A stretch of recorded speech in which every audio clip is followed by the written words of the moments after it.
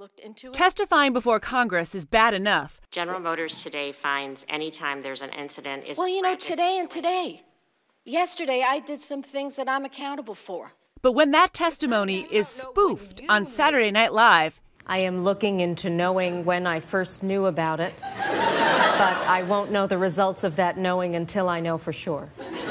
It's a bona fide brand crisis.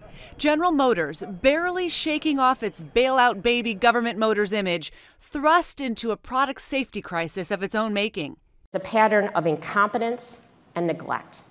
And those words attract plaintiffs' lawyers like bears to honey. GM now finds itself among the greatest hits of deadly corporate mistakes that resulted in massive settlements.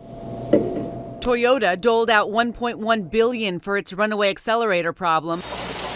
Merck paid $4.85 billion for its deadly drug Vioxx. The dangerous diet pill Fen-Phen cost American Home Products $3.75 billion. BP paid $7.8 billion for poisoning the Gulf of Mexico. But nothing compares to the tobacco industry coughing up $206 billion. The costs for GM will likely run into the billions, no question. Cost of the recalls, payouts to victims' families, lost value of used cars, fines from the government, to say nothing of the reputation hit as angry families grieve.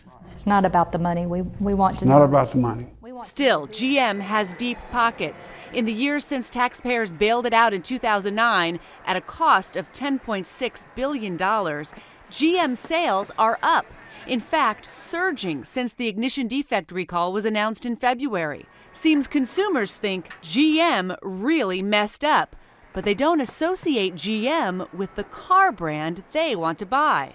The vast majority of people don't know that Buick and Cadillac and GMC are GM products. So there's a very interesting bifurcation between the image that General Motors has and the image that its brands have.